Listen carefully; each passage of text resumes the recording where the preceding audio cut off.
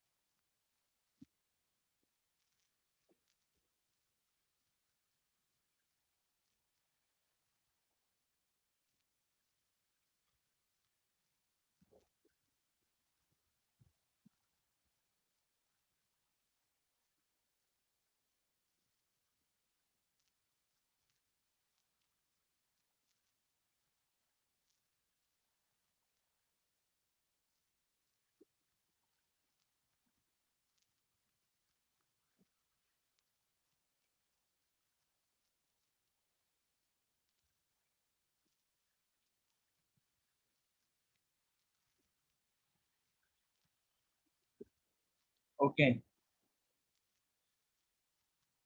ये दीपा मिश्रा अभी बहुत लेट ज्वाइन कर रहे हैं। ओके, समझ में आ रहा है कि नहीं?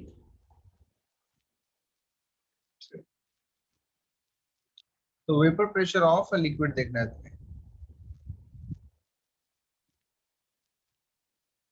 ध्यान सुनना। जैसे मैं क्या बोलता हूँ तुम्हें कि एक खाली कंटेनर लिया हमने। I have taken pre vacuumed container, completely empty container ले लिया हमने। उसमें एक लिक्विड को फिल करा। उसमें एक लिक्विड को फिल करा और यहाँ से कंटेनर जो हमारा वो क्लोज भी था। इस तरीके से कंटेनर को क्या किया हमने, क्लोज करके रखा। फिर इसको मैंने यहाँ से क्या किया, एक यू शेप की ट्यूब से जोड़ दिया, जिसमें हमने एक लिक्विड भर के रखा था, फॉर एग्जाम्पल से मरकरी भर के रखा। इसके अंदर क्या है, Hg। गैस स्टेट का थोड़ा सा यहाँ पे कॉन्सेप्ट आने वाला है, पहले से पढ़ा के रखा हुआ है। अब तुम मुझे ये बताओ, यहाँ पे हमने साथ क्या है, यहाँ पे इस तरीके से नोजल भी लगा दिया है। अब ध्यान सुनना, ये जो लिक्विड हमने भरा है, जाहिर सी बात है, इट्स वेरी ऑब्वियस कि जो लिक्विड है ये वेपर्स में कन्वर्ट होगा। लिक्विड की वेपर्स फॉर्म होंगी। These are the gases which are formed by the vaporization of this liquid। जब ये स्टार्टिंग में मैंने डाला था उस समय एक भी वेपर नहीं थी, देयर वाज नो वेपर। लेकिन जैसे ही वेपराइजेशन स्टार्ट हुआ तो यहाँ पे लिक्विड जो है वो गैस में कन्वर्ट हुआ। और चूंकि जैसे ही गैस बनेगी, वैसे ही मैंने यहाँ पे ये डालने के थोड़ी देर के बाद में, मैंने स्टार्टिंग में तो ये लेवल सेम रखा था, फिर मैंने नोजल को हटाया। इससे क्या हुआ, जो गैस बनी है वो यहाँ पे प्रेशर एक्सर्ट करेगी। प्रेशर एक्सर्ट करने की वजह से ये जो लेवल है इसमें डिफरेंस आ जाएगा। मान लो ये डिफरेंस आ जाए H। तो यहाँ से जितना ये डिफरेंस आया है हाइट में, उसके अकॉर्डिंग ये जो हमारे पास वेपर्स है ये प्रेशर एक्सर्ट कर रहे हैं। मतलब यहाँ पे जो गैस है इसका पार्शियल प्रेशर हम, ये जो साइड में हमने मैनोमीटर लगाने की कोशिश की थी, हमने एक ट्यूब लगाने की कोशिश की थी, उसके अंदर आराम से आ जाएगा कितना आया। तो यहाँ पे अगर H हाइट का डिफरेंस आया है तो हम आराम के साथ बता सकते हैं। ये क्लोज्ड मैंने यहाँ पे ले लिया है ताकि हमारा PATM वाला कॉन्सेप्ट खत्म हो जाए। यहाँ पे वैक्यूम क्रिएट करके रखा हुआ है। यहाँ से हमने जो गैस भरी है इसकी वजह से प्रेशर ऊपर चला गया।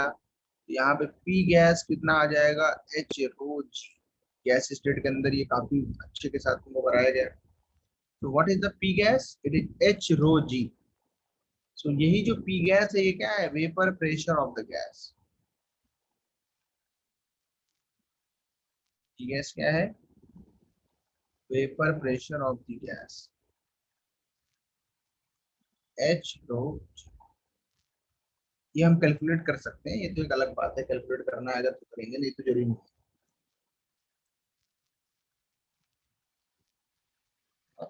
वैसे भी हम लोग जो गैस का प्रेशर होता है उसको एम ऑफ एच जी के फॉर्म में भी लिखते हैं, इस हाइट के फॉर्म में भी लिखते हैं 70 mm of H G, 10 mm of H G, that is a unit of pressure also. तो डायरेक्टली एच के टर्म में बोल सकते हैं।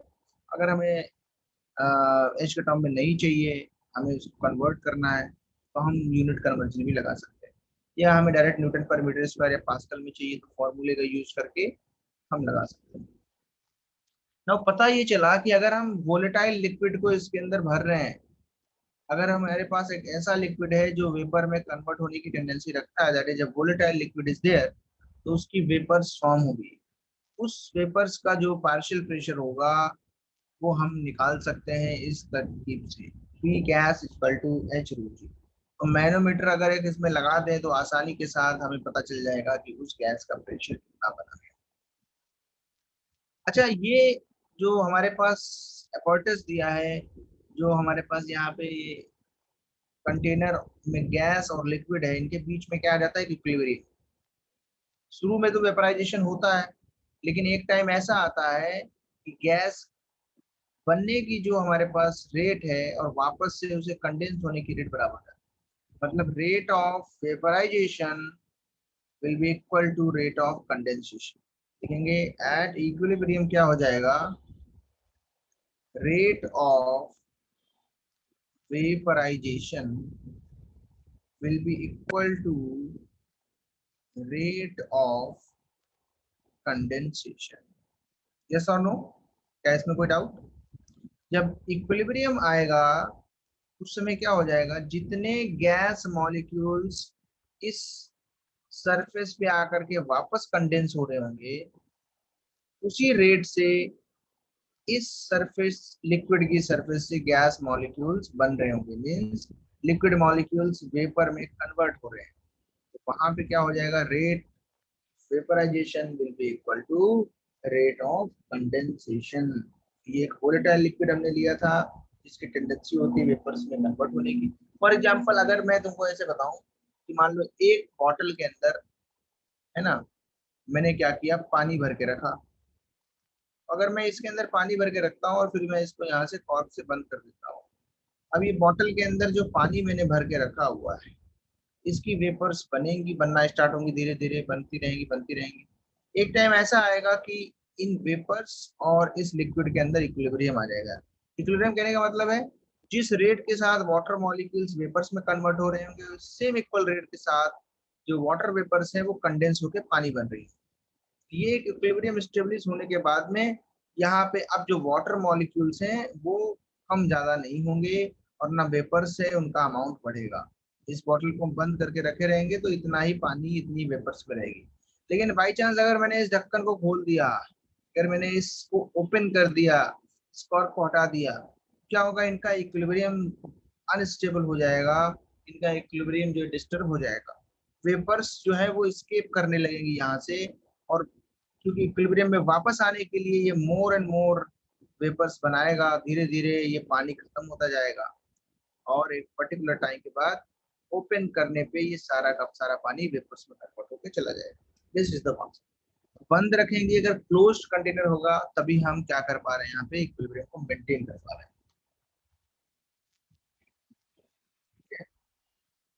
तो जैसे अभी अगर पूछा जाए कि रूम टेम्परेचर पे पानी रखते हैं तो उसका भी क्या होता है? वेपराइजेशन होता है। वेपराइजेशन का मतलब कन्वर्जन टू वेपर्स होता है। बट उस टर्म को हम लोग वेपराइजेशन नहीं बोलते, उसको क्या बोलते हैं? Evaporation.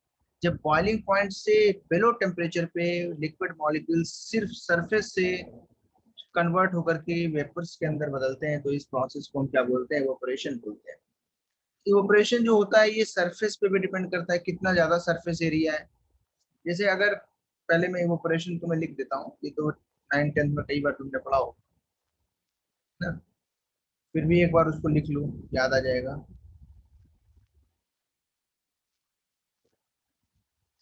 Liquid into vapours, conversion of liquid into vapours below its boiling point. बस यहाँ पे सबसे बड़ी जो चीज है वो ये है कि अभी ये लिक्विड बॉयल नहीं हो रहा है, ये उससे बहुत कम टेम्परेचर पे ही कन्वर्जन हो रहा है इसका लिक्विड टू वेपर्स। ऐसा इसलिए होता है, देखो जैसे यहाँ पे अगर हमने कोई भी लिक्विड डाला हुआ है, यहाँ पे जो लेयर नंबर वन जो है, ये सरफेस वाली लेयर पे जो लिक्विड मॉलिक्यूल्स होंगे, इनको एनर्जी एटमॉस्फेयर से मिल सकती है बहुत अलग अलग तरीकों से। मान लो ये विंड स्पीड यहाँ पे ज्यादा है, तो उसकी वजह से भी ये मॉलिक्यूल्स को स्पीड ट्रांसफर हो जाएगी, तो लेयर वाला मॉलिक्यूल को इतनी स्पीड मिल जाएगी, तो वो बाकी मॉलिक्यूल्स के अट्रैक्शन से निकल करके वेपर फॉर्म में कन्वर्ट हो जाएगा, है ना। मॉलिक्यूल्स तो वही है, बस क्या है कि उनकी फिजिकल स्टेट बदल रही है। इस तरीके से टेम्परेचर अगर बाहर का ज्यादा है थोड़ा, तो ऊपर वाली लेयर को आराम के साथ कन्वर्ट कर सकते हैं, है ना। तो ये हमें पता लगाना है। और जो अंदर मॉलिक्यूल रहता है, उसके अंदर जितने भी फोर्सेस होते हैं वो सारे के सारे क्या होते हैं, बैलेंस्ड होते हैं। जो लेयर फर्स्ट लेयर है, जो सरफेस पे मॉलिक्यूल्स है, उनके फोर्स अनबैलेंस्ड है, इनवर्ड अंदर की तरफ है। बाहर की तरफ से जब भी उनको फोर्स मिलता है तो आसानी के साथ वो निकल जाता है। ये जो इवोपरेशन है, ये किन किन चीजों पर डिपेंड करता है, उसमें पहला तो है टेम्परेचर। सराउंडिंग टेम्परेचर जितना ज्यादा होगा, इवोपरेशन का रेट उतना बढ़ेगा। गर्मियों में पानी इवोपरेट जल्दी होगा, सर्दियों में कम होगा, है ना। ह्यूमिडिटी पे भी डिपेंड करता है। तो सबसे कम जो है इवोपरेशन कब होगा, जब ह्यूमिडिटी भी बहुत ज्यादा होगी, लाइक अगर मानसून है, रेनी सीजन है। नंबर थर्ड जो हमारे पास है, वो इसमें लिख देंगे हम विंड स्पीड, है ना। इस पे भी डिपेंड करता है गाइस ये। विंड की स्पीड जितनी ज्यादा होगी उतनी तेजी के साथ इवोपरेट होगा। एक इसमें फोर्थ भी लिख लो तुम, ह्यूमिडिटी, है ना। ह्यूमिडिटी का मतलब ये है कि जो वाटर वेपर्स हैं उनका कंसंट्रेशन कितना है सराउंडिंग्स में, है ना। सराउंडिंग्स के अंदर वाटर वेपर्स कितनी मात्रा में प्रेजेंट है। अगर बहुत ज्यादा ह्यूमिड है कंडीशन, तो इवेपोरेशन का रेट काफी कम हो जाएगा, क्योंकि पहले से वेपर्स बहुत ज्यादा हैं। ये सारी चीजें होती हैं। तो मैं याद रखेंगे कि भाई जो गैस मॉलिक्यूल्स हैं, वो काइनेटिक एनर्जी जब गेन कर लेते हैं सफिशिएंट, तो वो क्या करते हैं, अपनी सरफेस को छोड़ करके वेपर की फॉर्म में अलग हो जाते हैं। ये जो अट्रैक्शन फोर्सेस इनको लग रहा है नीचे वाले मॉलिक्यूल से, अगर ये ब्रेक हो गया तो बहुत आसानी के साथ लिक्विड मॉलिक्यूल्स इस सरफेस को छोड़ के चले जाएंगे। सरफेस को छोड़ के चले जाएंगे तो हम बोलेंगे इनका इवेपोरेशन हो गया, इनका कन्वर्जन वेपर्स में हो गया। याद रखेंगे जो इवेपोरेशन होता है ये एक सरफेस फिनोमेना होता है। कैसा फिनोमेना होता है, सरफेस, सरफेस से होता है। मतलब क्या है इसका, जितना ज्यादा सरफेस एरिया होगा उतना ज्यादा इवेपोरेशन होगा। क्यों भाई, क्योंकि सरफेस जितना ज्यादा होगा उतने ज्यादा मॉलिक्यूल सरफेस पे एक्सपोज होंगे, और जो सराउंडिंग्स के फैक्टर्स हैं उनको ज्यादा अफेक्ट करेंगे।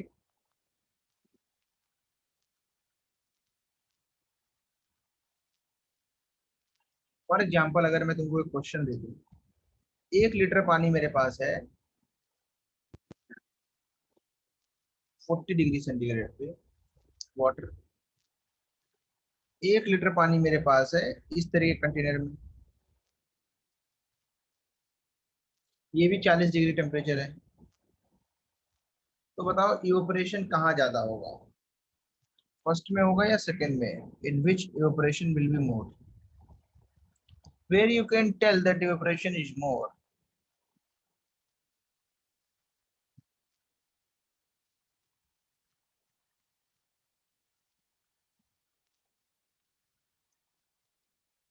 भाई बोलो, आराम से बोलो, take your time.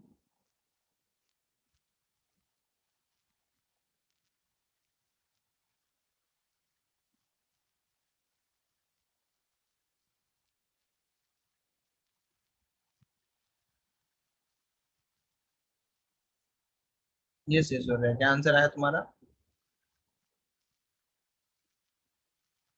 Yes yes, very good very good, correct answers. और answers are correct, no problem at all.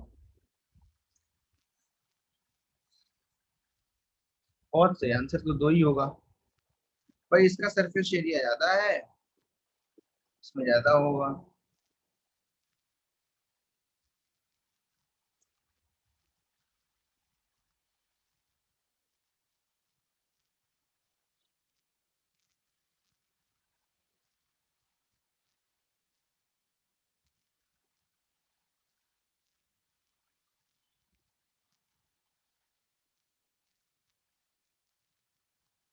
ठीक है,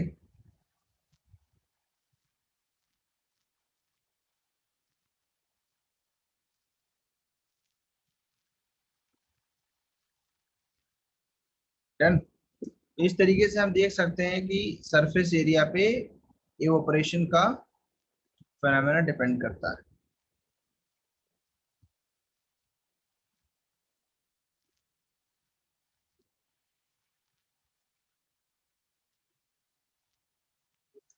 अब तुम देखो, वापस आ जाओ लिक्विड के वेपर प्रेशर पे।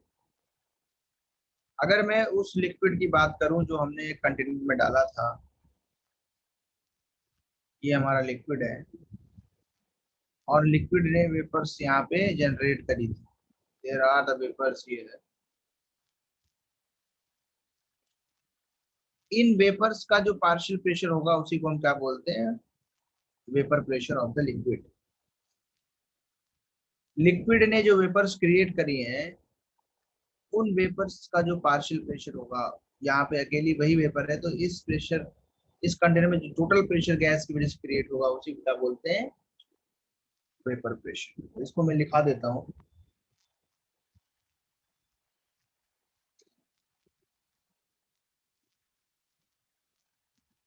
अच्छा, एक चीज और इसमें तुमसे पूछना चाहता हूँ मैं, जब इक्विलिब्रियम आ जाएगा तो बताओ क्या ये वेपर्स का अमाउंट कम या ज्यादा होगा क्लोज कंटेनर में? जितनी वेपर्स बननी थी उतनी बन गई, अब तो उससे ज्यादा नहीं होगा। तो वेपर्स का जो अमाउंट होगा वो भी कैसा रहेगा? कांस्टेंट, वो चेंज नहीं होगा। तो vapours will be constant at equilibrium. जितना लिक्विड बचा है वो मान लीजिए यहाँ हमने लिए थे 50 मोल, 50 मोल में से मान लो 1 मोल वेपर्स में कन्वर्ट हुआ, तो यहाँ 49 मोल बचे और यहाँ 1 मोल बना गैस। अब ये इक्विलिब्रियम आने के बाद इतना ही रहेगा, इसमें चेंज नहीं होगा। इसीलिए जो वेपर प्रेशर भी आएगा वो भी क्या रहेगा? गिवन कंडीशन में कांस्टेंट रहेगा, बदलेगा नहीं वो। तो लिखेंगे वेपर प्रेशर ऑफ लिक्विड,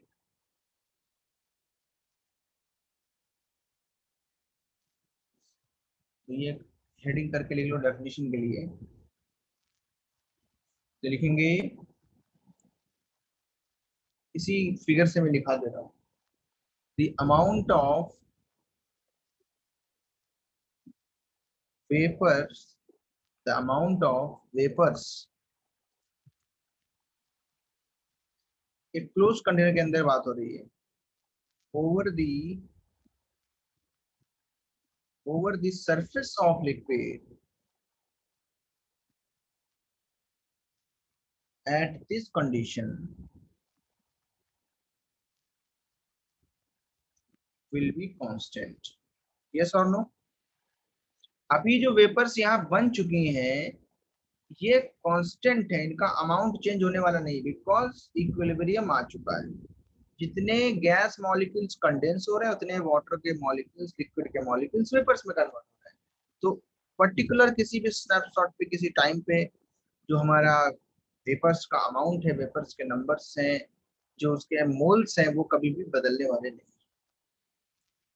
इसीलिए लिख देंगे एंड द प्रेशर जो अप्लाई करेगी gas the pressure applied by the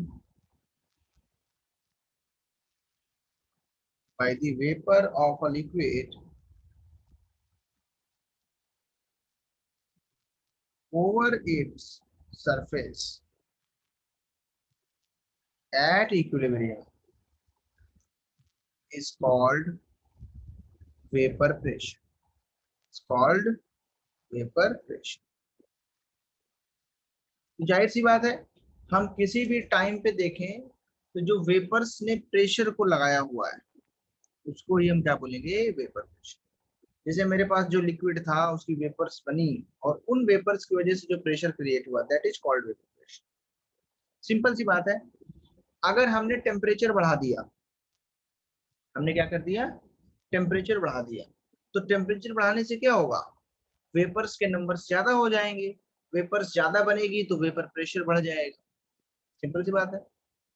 अगर एक सेम टेम्परेचर है लेकिन दो अलग अलग लिक्विड है, मान लो एक लिक्विड हमारे पास वाटर है और एक लिक्विड हमारे पास पेट्रोल है, तो पेट्रोल ज्यादा वोलेटाइल है, उसकी वेपर्स ज्यादा बनती है। सेम अमाउंट में अगर दोनों चीज को सेम टाइप के कंटेनर में लिया है तो वेपर्स जो है सबसे ज्यादा किसकी बनेगी, पेट्रोल की। और उसी टेम्परेचर पे वाटर वेपर्स बहुत कम बनेगी, तो वहां पे जो वेपर प्रेशर पेट्रोल दिखाएगा वो ज्यादा होगा, डीजल दिखाएगा वो ज्यादा होगा। इस तरीके से नेचर ऑफ लिक्विड पे भी डिपेंड करता है। सिंपली ये है कि इंटरमोलिकुलर फोर्सेस जितने ज्यादा स्ट्रांग होंगे लिक्विड मॉलिक्यूल्स के बीच, उतनी कम वेपर्स बनेंगी। जैसे वाटर के अंदर हाइड्रोजन बॉन्डिंग है तो वाटर मॉलिक्यूल्स ज्यादा आसानी के साथ वेपर्स में कन्वर्ट नहीं होते, कंडेंस फॉर्म में रहना चाहते हैं। लेकिन जैसे पेट्रोल डीजल ऑर्गेनिक कंपाउंड्स हैं तो इनके अंदर जो फोर्सेस हैं वो कैसे है, वॉन्डर वॉल वीक फोर्सेस हैं, आसानी के साथ वेपर्स में कन्वर्ट हो जाते हैं। हम लोग नेक्स्ट लाइन में क्या लिखने वाले हैं, लिखेंगे vapour pressure is not a surface phenomena। ये इवोपरेशन नहीं है, ये सरफेस फिनोमेना। मतलब सरफेस पे सिर्फ डिपेंड नहीं करता है, ऐसा नहीं कि सरफेस एरिया बढ़ा दिया तो सरफेस एरिया बढ़ाने से वेपर प्रेशर चेंज हो जाएगा, नहीं। वेपर प्रेशर का मतलब है ये आइडेंटिटी बता रहा है उस लिक्विड की। अगर हमने छोटा ग्लास लिया है और बड़ा भी लिया है फिर भी सेम टेम्परेचर पे वेपर प्रेशर सेम होगा। तो प्रेशर जो होता है वो एरिया से डिवाइड करके आता है। हम एरिया बढ़ा देंगे तो उससे वेपर प्रेशर पे चेंज नहीं आएगा, इवोपरेशन का रेट बढ़ जाएगा, इवोपरेशन ज्यादा हो जाएगा। इवोपरेशन एक ओवरऑल फिनोमेना है, जितना ज्यादा बड़ा ग्लास लिया, जितना ज्यादा बड़ा कंटेनर लिया उतना ज्यादा वेपर्स बनी। लेकिन उन वेपर्स का जो प्रेशर आ रहा होगा वो तो सेम आएगा, क्योंकि वो एरिया से डिवाइड करके आता है। वेपर्स जितना फोर्स लगा रही होंगी अप साइड में, उसका एरिया से डिवीजन कर दो, तब जो आता है वो क्या होता है, P equal to F upon है, दैट इज प्रेशर। यानी कि vapour pressure is not a surface phenomena. इसका मतलब क्या है, that is vapour pressure of gas does not depend upon depend upon इस पे डिपेंड नहीं करता है, अमाउंट ऑफ लिक्विड पे। कितना अमाउंट लिया है उससे उसे कोई मतलब नहीं। दूसरा किस पे डिपेंड नहीं करता है, जो हमारा कंटेनर है उसके शेप साइज पे डिपेंड नहीं करता है। इन दोनों चीजों पे डिपेंड नहीं करता। मैं इसको तुमको समझा देता हूँ। ये हमने एक कंटेनर लिया, टेम्परेचर T था, पानी लिया यहाँ पे, तो पानी क्या करेगा, वेपर्स बनाए। तुमने बोला कि सर मेरे पास एक बड़ा कंटेनर है, मैं बोला कि ले लो भाई, तुम बड़ा कंटेनर ले लो, टेम्परेचर T है, पानी यहाँ पे भी है। तुमने बोला सर देखिए यहाँ पे तो वेपर ज्यादा बन रही है, तो इवोपरेशन तो राइट वाले में ज्यादा होगा लेकिन वेपर प्रेशर सेम होगा। क्यों, क्योंकि जो एक जो हमारी वेपर बन रही है वो जो प्रेशर क्रिएट कर रही होती है, ऐसे ले लो पर यूनिट एरिया जो प्रेशर क्रिएट हो रहा है वो तो सेम ही है ना। ये सुनो, अगर एक हमको, मान लो ये जो हम सर्किल बना रही है हमें एक यूनिट एरिया मान रहे हैं, इस पे जो प्रेशर क्रिएट हो रहा है वो तो सेम ही है, उसमें तो फर्क नहीं आया। क्योंकि तुमने साइज बढ़ा दिया, तुमने अमाउंट ऑफ लिक्विड को ज्यादा इधर बढ़ा दिया, इसलिए वेपर्स के नंबर बढ़ गए लेकिन वेपर का प्रेशर जो है वो चेंज नहीं हुआ। वेपर प्रेशर जो है साइज और अमाउंट ऑफ लिक्विड पे डिपेंड नहीं करता है, इसको याद रखना, ठीक है। तो यहाँ पे भी वेपर प्रेशर सेम आएगा और यहाँ पे भी वेपर प्रेशर क्या आएगा, सेम ही आएगा, क्योंकि नेचर ऑफ लिक्विड भी सेम है, टेम्परेचर भी सेम है नी? इसको नोट करें फिर आगे बढ़ते हैं।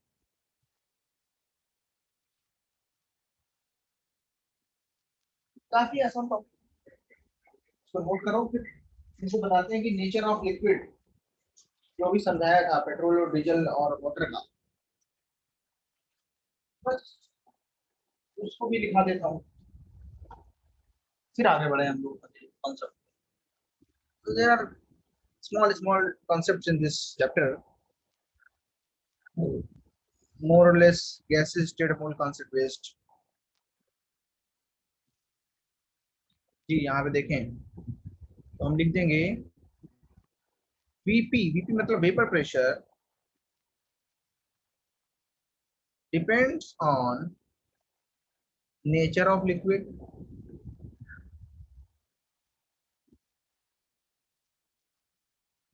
और दूसरा टेम्परेचर। अच्छा, नेचर ऑफ लिक्विड का मतलब क्या हुआ बताओ? Intermolecular forces. Nature of liquid क्या हुआ? Intermolecular forces between the liquid molecule. इसका मतलब ये है इंटरमोलिकुलर फोर्स जितना ज्यादा होगा वेपर प्रेशर उतना ही कम होगा। इनवर्स इफेक्ट है इसके अंदर, इनवर्सली प्रोपोर्शनल। टेम्परेचर बढ़ाएंगे तो वेपर प्रेशर बढ़ेगा, टेम्परेचर इंक्रीजेस वेपर प्रेशर भी इंक्रीजेस। यहाँ देख लो, intermolecular forces that is IMF या आईएफ, अगर ये इंक्रीज करेंगे तो वेपर प्रेशर डिक्रीज करेगा। मान लो हमारे पास एक लिक्विड है, एक दूसरा लिक्विड है, टेम्परेचर दोनों में टी है, इसके अंदर इंटरमोलिकुलर फोर्सेस की वैल्यूज क्या है, काफी ज्यादा है, इसके अंदर इंटरमोलिकुलर फोर्सेस की वैल्यू काफी कम है। तो इसके जो मॉलिक्यूल्स होंगे ये आपस में काफी ज्यादा तेजी के साथ में काफी हाई अट्रैक्शन फोर्सेस के साथ होंगे। यहाँ वाले कैसे होंगे? दूर दूर होंगे, यस और नो? दूर दूर, इनके बीच उतना फोर्स नहीं होगा, क्लस्टर्स छोटे छोटे क्लस्टर्स में बटे होंगे, लेकिन बहुत जायंट मॉलिक्यूल्स फॉर्म नहीं करेंगे एक साथ में कि बड़ा स्ट्रक्चर बन जाए। यहाँ पे जो वेपर्स बनेंगी ये कम बनेंगी, कम ये ऊपर जाएगा, लाइक ऐसा हल्का हल्का जाएगा। हाँ, यहाँ वाला क्या है, फ्री ज्यादा है, इंटरमोलिकुलर फोर्सेस वीक है, ये वेपर्स ज्यादा बनाएगा। अब गिवन अगर एरिया में मान लो ये 1 मीटर स्क्वायर एरिया है, इसमें इसमें वेपर्स ज्यादा है, इसका वेपर प्रेशर भी बढ़ जाएगा, इसका वेपर प्रेशर कम रहेगा। सिंपल कॉन्सेप्ट है, इसको याद भी कर लें। टेम्परेचर बढ़ाने से क्या होता है, मान लो एक सेम लिक्विड है, ये मान लो H2O है, ये मान लो H2O है, दोनों जगह पानी ले लिया तुमने, एक 40 डिग्री सेंटीग्रेड, एक 90 डिग्री सेंटीग्रेड। तो 40 पे क्या होगा, वेपर्स बनेंगे, मानता हूँ वेपर्स बनेंगे। मान लो ये वेपर्स बन रहे हैं, या थोड़ा सा दूरी दूर दिखा लो, तुम्हें फर्क समझ में आएगा। मान लो 40 पे ऐसे वेपर्स बन रहे हैं, लेकिन 90 पे मॉलिक्यूल्स की स्पीड ज्यादा तेज है, जल्दी जल्दी वेपर जो है बन रहे हैं, तो बहुत जल्दी जल्दी क्या होगा, वो यहाँ से जगह छोड़ते चले जाएंगे और उनकी जगह पे दूसरे मॉलिक्यूल्स जस्ट उसके नीचे वाली लेयर वाले ऊपर आएंगे। नीचे से अभी नहीं आना स्टार्ट, वो बॉइलिंग होता है तो ये वाला मॉलिक्यूल भी ऊपर चला जाता है, वो बल्क फिनोमेना है, हर जगह से वेपराइजेशन होता है, दैट इज बॉइलिंग। यहाँ बॉइलिंग नहीं, यहाँ अभी 90 डिग्री टेम्परेचर है, बट ये लेयर को जल्दी छोड़ रहे हैं, एक्सपोज जो है इनका ज्यादा तेज हो रहा है। जैसे ये हटेंगे तो एक नीचे वाली लेयर एक्सपोज होगी, फिर इसमें देखो कितना ज्यादा वेपर बन रहा है गिवन एरिया। इनका वेपर प्रेशर क्या है, कम है, इनका वेपर प्रेशर क्या है, ज्यादा है। तो टेम्परेचर बढ़ाया, वेपर प्रेशर भी बढ़ा दिया, इंटरमोलिकुलर फोर्स बढ़ाए तो वेपर प्रेशर कम हो गया। नोटेड? क्या आगे बढ़ सकते हैं हम लोग? Very easy.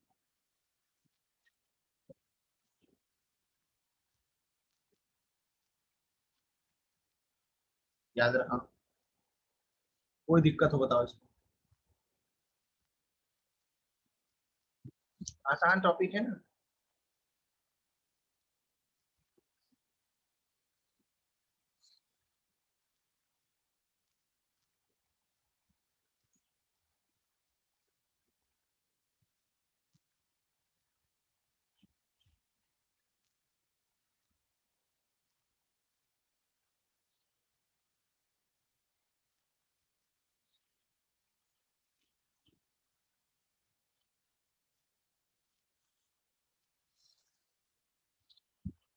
किसी ने अभी तक कुछ छोड़ा है तो बताएगा। Anything remaining.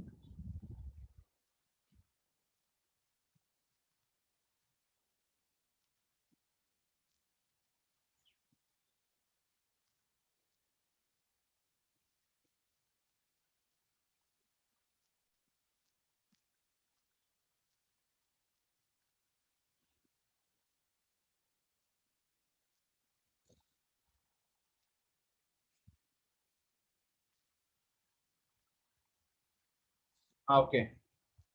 बहुत अच्छे। किसी ने भी कुछ भी नोट करने को नहीं छोड़ा। बहुत अच्छी बात है। I hope so.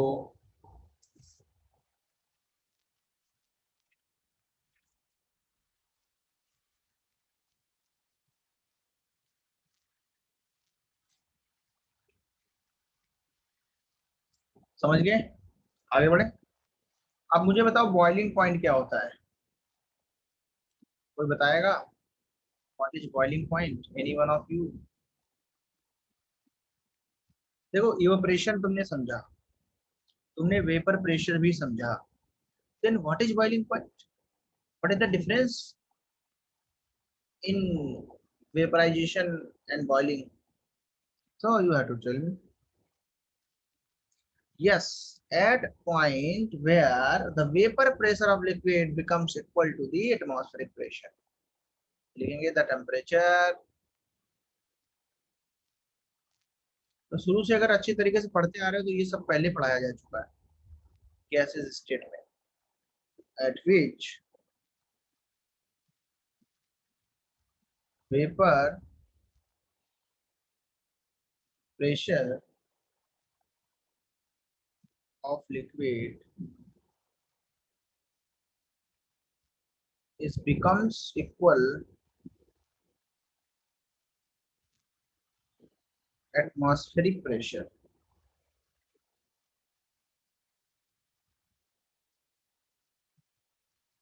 is called boiling point। जैसे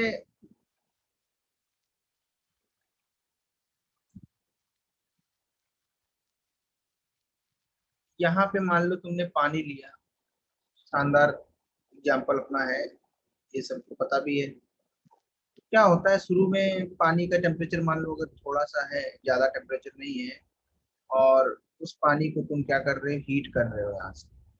ठीक है। उस पानी को तुम क्या कर रहे हो, हीट कर रहे हो। तो हीट कर रहे हो, अच्छी बात है, हीट करना भी चाहिए। अब वो पानी जो है अपना वो जो है रखा हुआ है, उस पानी को जो है तुम हीट कर रहे हो, ठीक है, अच्छी बात है। हीट करने पे क्या होगा, इसकी वेपर्स बनेंगी। लेकिन तब तक वेपर्स का प्रेशर एटमॉस्फेरिक प्रेशर के 180 के बराबर नहीं होगा। तो ये वेपर्स बनती रहेंगी और उतना कुछ स्पेशल देखने को तुम्हें नहीं मिलेगा। फिर क्या होगा, तुम टेम्परेचर और बढ़ाओगे। एक टाइम ऐसा आएगा कि उस समय जितनी ये वेपर्स बन रही हैं और जितना एटमॉस्फेयर का प्रेशर इस पे है, रिवर्स गैसेस का, ये दोनों बराबर हो जाएंगे। मतलब ये भी 1 atm, that is vapour pressure of liquid, और एटमॉस्फेरिक प्रेशर भी 1 atm, ये बराबर हो जाएंगे। उसको बोलेंगे ये बॉइलिंग टेम्परेचर। अब ये gas molecules completely free to go हो गए। ये यहाँ का मॉलिक्यूल भी उठ करके ऊपर जाना चाहेगा, यहाँ का भी जाना चाहेगा। इसीलिए उस समय देखते हो कि इसके अंदर स्पेशल तरीके से मैकेनिकल चेंजेस, काफी तेजी के साथ काइनेटिक एनर्जीज इनके अंदर सब यहाँ से इवेपोरेट होना चाहते हैं, सब वेपराइज होकर के बाहर जाना चाहते हैं। This phenomena is called vaporization at boiling point. हाँ, बॉइलिंग पॉइंट से ज़्यादा टेम्परेचर और बढ़ाएंगे और आसानी के साथ इनका प्रेशर ज़्यादा हो जाएगा, ये रोकने में असमर्थ बिल्कुल हो जाएगा और सारी की सारी जो है वाटर, पानी जो है या लिक्विड जो दूसरा भी है, जैसे एटमॉस्फेरिक प्रेशर के बराबर आता है तो बॉयल करने लगता है। स्टैंडर्ड बॉइलिंग पॉइंट कब बोलते हैं? स्टैंडर्ड बॉइलिंग पॉइंट तब बोलते हैं जब ये एक्सटर्नल प्रेशर स्टैंडर्ड कंडीशन में हो, दैट इज 1 बार, एसटीपी वाला। जब भी एक्सटर्नल क्या हो, 1 बार, तो फिर जाहिर सी बात है वहां पे वेपर प्रेशर ऑफ लिक्विड भी कितना हो जाएगा, 1 बार। तो हम बोलेंगे कि ये जो टेम्परेचर है जिसपे लिक्विड का वेपर प्रेशर 1 बार पे आ रहा है, दैट इज स्टैंडर्ड। एक होता है एनटीपी। वैसे यहाँ पे भी है normal boiling point. Normal boiling point पे प्रेशर 1 atm होता है। तुम्हें पता है 1 atm 1 बार में ज्यादा डिफरेंस नहीं है, बस 1 atm is slightly greater than 1 बार। इसकी जो वैल्यू है इस समय वेपर प्रेशर के बराबर हो जाएगी लिक्विड। तो ये नॉर्मल अलग कंडीशन में लिया जाता है और स्टैंडर्ड वाला 1 बार पे लिया जाता है। तो 1 atm कितना होता है, किसी को याद है? याद आया? इस तरीके से गर्म में गर्म आपका पानी वेपर में चेंज होता है।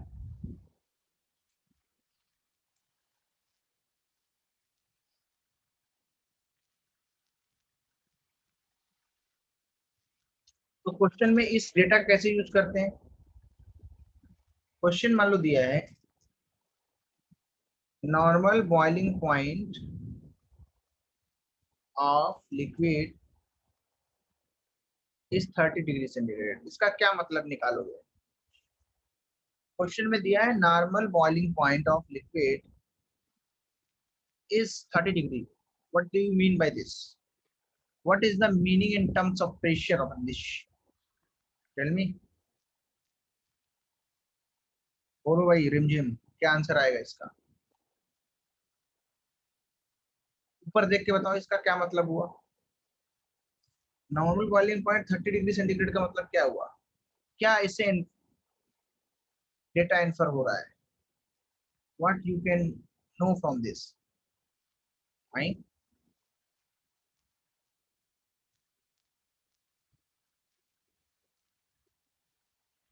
हाँ जी, इसका मतलब ये है, सबसे देखो अच्छा मतलब इसका क्या निकलेगा देखना। इट मीन्स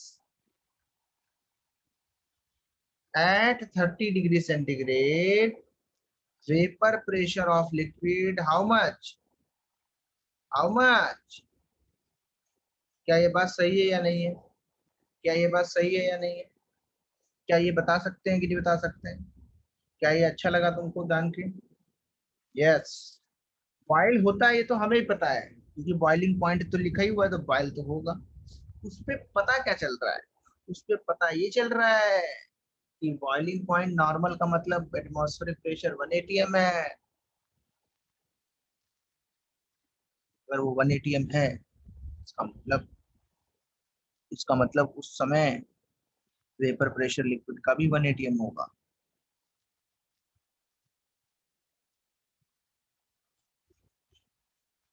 इस तरीके से इफ दिया हुआ है standard boiling point is 100 degree centigrade, इसका मतलब क्या है? At 100 degree centigrade vapour pressure of liquid how much? Can you get it?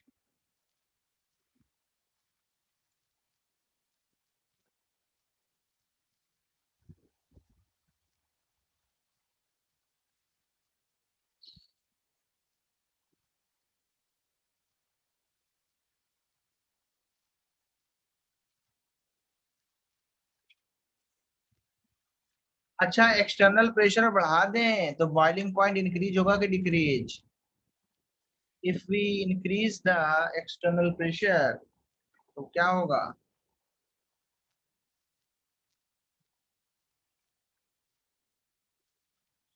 बोलो, बॉइलिंग पॉइंट पे क्या इफेक्ट होगा, बताओ। If external pressure increases then boiling point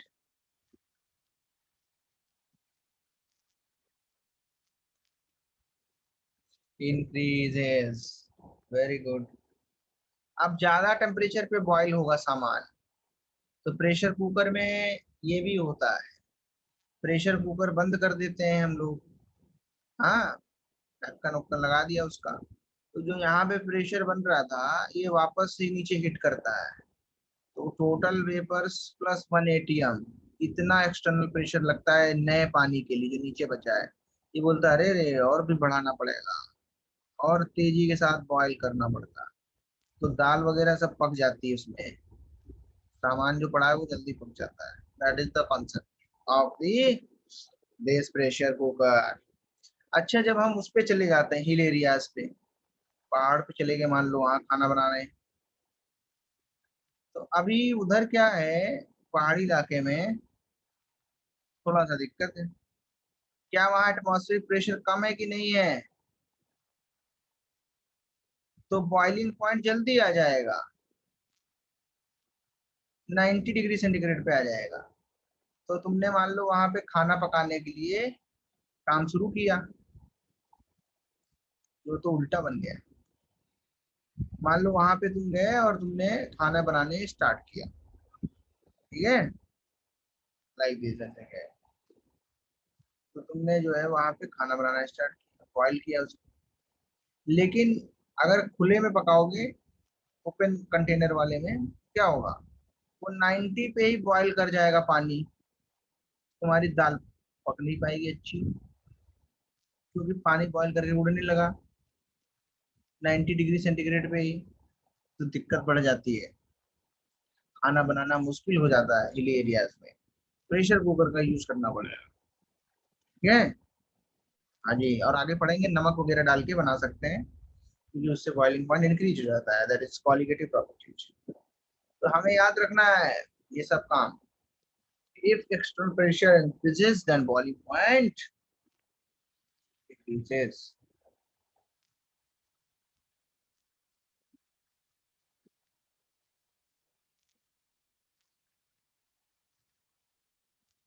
अच्छा, अब बताओ, अगर गिवन टेम्परेचर पे लिक्विड का वेपर प्रेशर क्या है, कम है,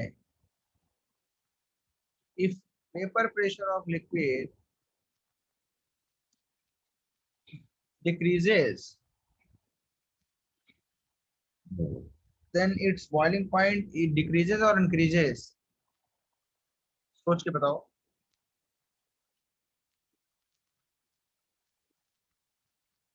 बॉइलिंग पॉइंट कब आता है, जब 1 atm की लाइन क्रॉस करो। अगर तुम्हारा वेपर प्रेशर पहले मान लो था 0.5 atm,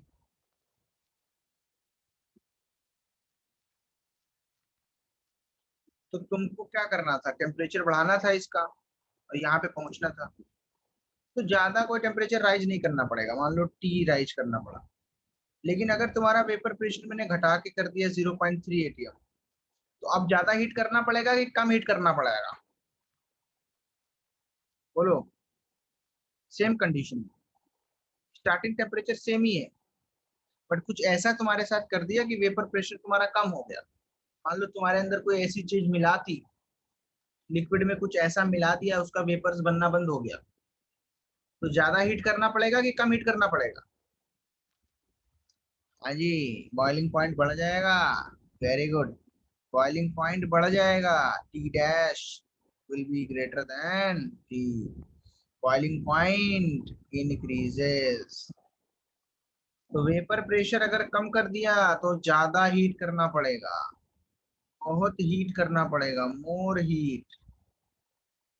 heating will give the 1 atm pressure, ऐसे याद रखोगे। अगर लिक्विड का वेपर प्रेशर ही डिक्रीज कर गया तो बॉइलिंग पॉइंट बढ़ जाता है, बना लिए इसको। ऐसा कब होता है, जब हम एक नॉन वोलेटाइल सोल्यूट ऐड कर देते हैं वोलेटाइल लिक्विड में,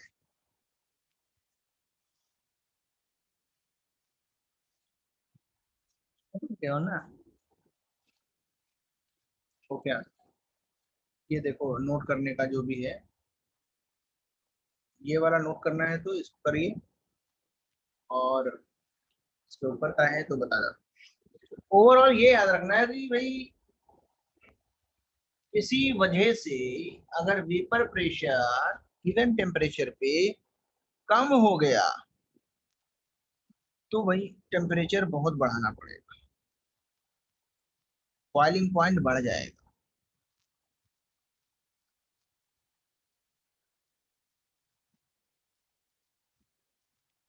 तो ऐसा होता है जब पानी में नमक मिला देते हैं तो उसके वेपर प्रेशर कम हो जाते हैं, बिकॉज जो नमक NaCl है, this is a non volatile solute, ये वेपर्स बनाता नहीं है, it's a non volatile, it don't want to go into vapours. इसको मिलाने से वेपर प्रेशर डिक्रीज कर जाता है, इसलिए नमक वाले पानी को बॉईल करने के लिए ज्यादा हीट करना पड़ता है, सादे पानी को बॉईल करने के लिए कम हीट करना पड़ता है। Got it? क्या आगे बढ़ा दें? अब तो लिख लिया होगा, कुछ बचा है इसमें से? Anything remaining from this?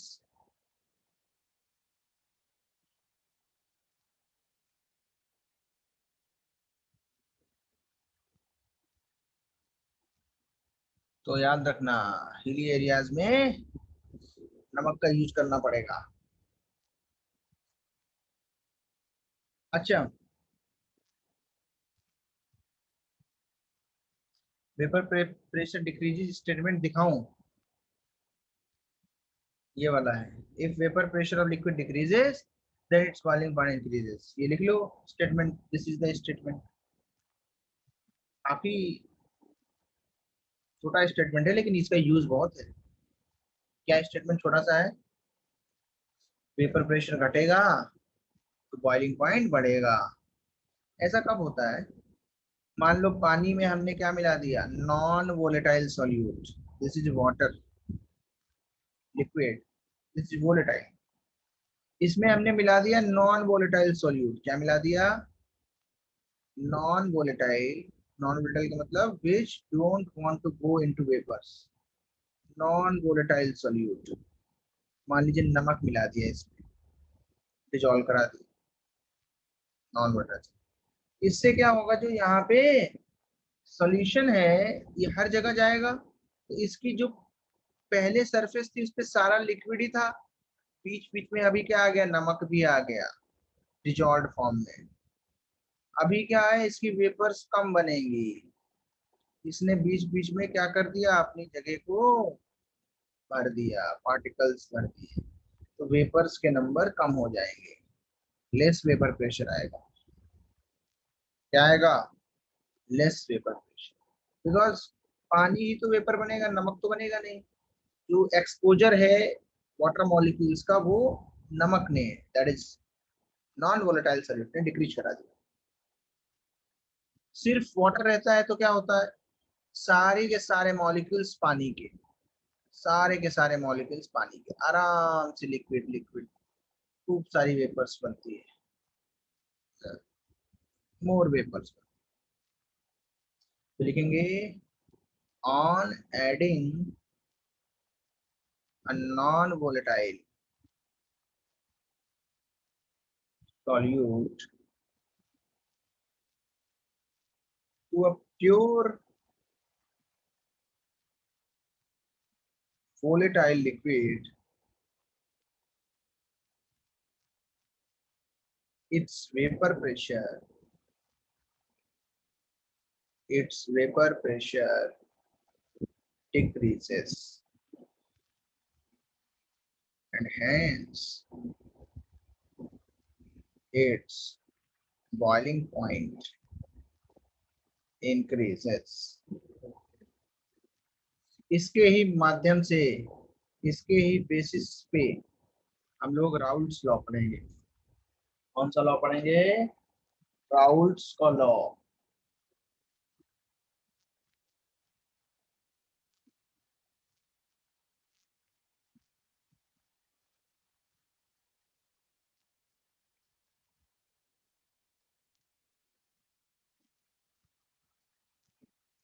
क्या बात समझ में आई क्या? क्या कोई दिक्कत तो नहीं हो रही? आगे बढ़ाएं फिर।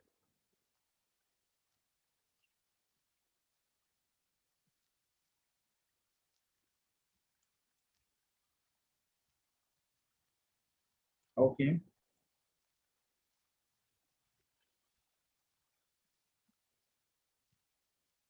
Very good. देखें ध्यान से।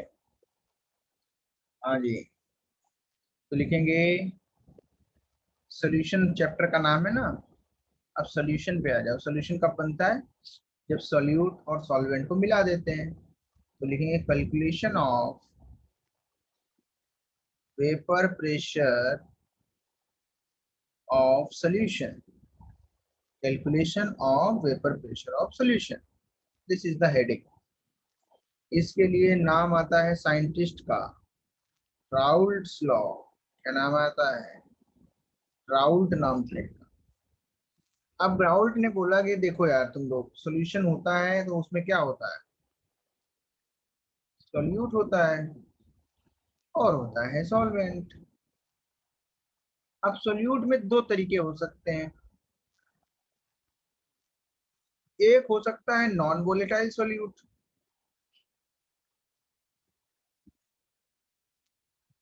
है ना। जो नॉन वोलेटाइल सॉल्यूट होगा वो क्या होगा? कोई कंट्रीब्यूशन नहीं करेगा वेपर प्रेशर में। No contribution in vapour pressure of solution. लेकिन अगर वोलेटाइल सॉल्यूट हो गया, for example alcohol, that is volatile ना, तो वो क्या करेगा? कंट्रीब्यूट करेगा। कंट्रीब्यूट इन वेपर प्रेशर,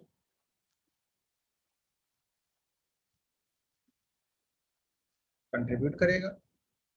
और सॉल्वेंट तो ज्यादातर पानी होता है, ये तो वोलेटाइल होता ही है। इसका तो वेपर प्रेशर होता ही है, इसी में ऐड करेंगे उसको। इन जनरल पानी लेते हैं, क्या लेते हैं इन जनरल? वाटर। वोलेटाइल, जो उड़ने की टेंडेंसी रखता हो, जो उड़ने की टेंडेंसी रखता हो, जो वेपर में बदलने की टेंडेंसी रखता हो, दैट इज कॉल्ड वोलेटाइल। तो राउत साहब ने बहुत आसानी के साथ बोला कि भाई देखो, सिंपल सी मेरी बात है, इसको समझो तुम लोग। उन्होंने बोला एक कंटेनर ले लो, उसी में तुम्हें समझा देता हूँ। इन्होंने बोला एक कंटेनर ले लिया, इसमें सॉल्यूट भी डाला, इसमें सॉल्वेंट भी डाला, इसमें दोनों डाल दिए। हाँ, और बोला कि अगर सॉल्यूट वोलेटाइल हुआ तो वेपर प्रेशर देगा, सॉल्वेंट तो वोलेटाइल है ही। बोला कि सॉल्वेंट का जो वेपर प्रेशर आएगा, मान लो यहाँ पे दो तरीके की वेपर बन रही है, सॉल्वेंट की येलो कलर की है, और अगर सॉल्यूट, अगर अगर मतलब इफ सॉल्यूट, या अगर सॉल्यूट भी वोलेटाइल है, तो वो भी बेचारा थोड़ा बहुत तो वेपर देगा, कहीं कहीं पे हल्की हल्की देगा, क्योंकि वो कम मात्रा में है तो कम देगा। तो उन्होंने बोला कि जो पी सॉल्यूट होगा वो प्रोपोर्शनल होगा एक्स सॉल्यूट के। जैसे हेनरी ने लॉ दिया था बिल्कुल वैसा ही है, देखो दिख रहा है कि नहीं। वो गैस के लिए था, ये सॉल्यूट सॉल्वेंट के लिए। सिमिलरली इन्होंने बोला कि जो सॉल्वेंट होगा उसका पार्शियल प्रेशर वेपर में, यहाँ पे देखो प्रेशर ऊपर, प्रेशर ऊपर, और सामान जो हमारा सॉल्यूट सॉल्वेंट वो सॉल्यूशन में नीचे, ऐसे। तो पी सॉल्वेंट जो होगा वो क्या होगा? X solvent, x solvent in solution. In solution नहीं लिखते हैं, वो अंडरस्टूड होता है। कि जो सामान है दैट इज मोल फ्रैक्शन है, mole fraction x solute is what, mole fraction of solute, P solute is what, partial pressure of solute above the solution. P solvent is the partial pressure of solvent above the solution. Simple सा law दिया, these are called Raoult's law. इसका statement लिखा देता हूँ, इससे समझ में आ जाएगा क्या कहना चाहते हैं ये राउल्ट जी हमारे, कहना ये चाहते हैं the partial or vapour pressure, partial को या वेपर प्रेशर को एक ही बात, वेपर प्रेशर मतलब उसका vapour pressure, total vapour pressure में किसके वाले का, जिसकी बात कर रहे हो, जैसे सॉल्यूट की तो सॉल्यूट का, सॉल्वेंट की तो सॉल्वेंट का। The partial vapour pressure of a volatile component of a volatile component over a solution is directly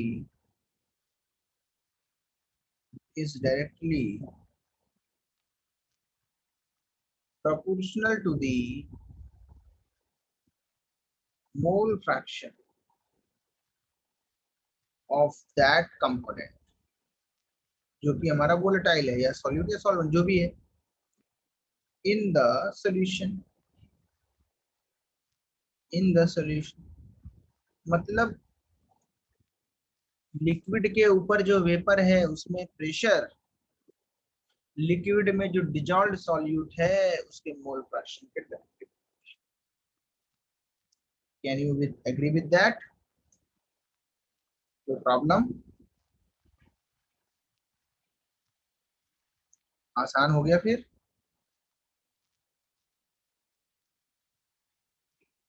तो पी जो है, तो क्या है P, vapour pressure of the solution of the component. P not क्या है, अगर उसको प्योर फॉर्म मिले तो किसी भी कंपोनेंट का वेपर प्रेशर क्या होगा, पी क्या होगा, vapour pressure of the component above solution, over solution. P not क्या है, प्योर फॉर्म में, अगर अकेला हो, अगर कंपोनेंट अकेला हो, सॉल्यूशन में ना हो, अकेले रखा हो प्योर फॉर्म में, क्योंकि अकेला होगा तो 100% देगा ना अपना, अकेला होगा तो कोई मिलावट नहीं होगी ना उसकी। This is the concept. थोड़ा थोड़ा तुम्हें ये लग रहा होगा डाल्टन के लॉ जैसा, ये सुनो, लेकिन डाल्टन का लॉ क्या होता है, गैस के मिक्सचर के लिए होता है, लेकिन यहाँ राउल्ट ने क्या किया, लिक्विड को गैस से कनेक्ट कर दिया, लिक्विड नीचे गैस ऊपर, कनेक्शन बीच बीच में। ओके, कनेक्शन कहाँ कहाँ पे, बीच बीच में। समझ में आ रहा है कि नहीं आ रहा है? गैस कहाँ पे, ऊपर, सॉल्यूशन कहाँ पे, नीचे। उन दोनों का कनेक्शन किससे, राउल्ट्स के लॉ से, जैसे हेनरी के लॉ से गैस का हुआ था डिजोलिबिलिटी में, गैस के डिजोल्यूशन में, सॉल्युबिलिटी में। ये है concept, this is very easy concept, जल्दी नोट करें।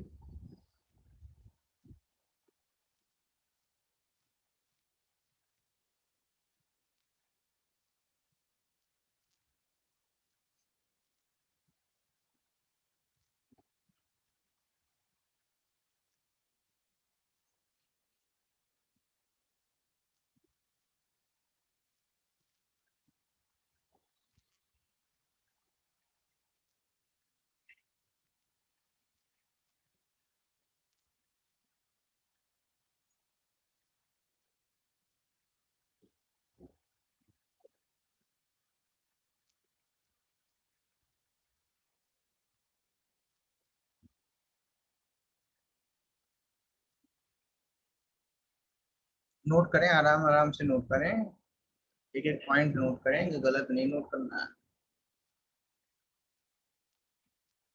Everything you have to note. Practice from the book. Many books are provided. All books are good. You can practice from anyone. Errorless also provided.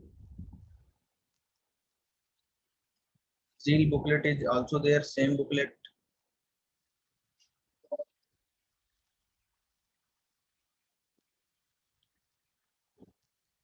तो जहां तक सवाल है फॉर्मूले का, तो वो एक सिंपल सा फॉर्मूला है, P equal to P naught into mole fraction.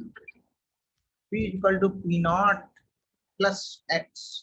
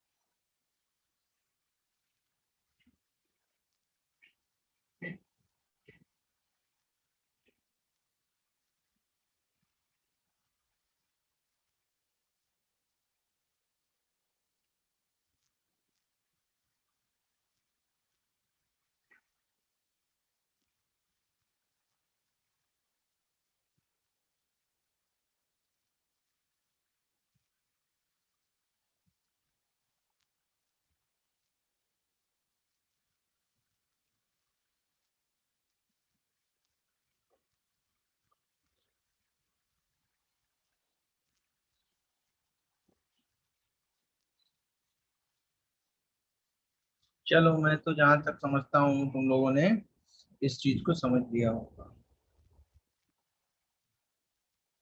ये सर नो.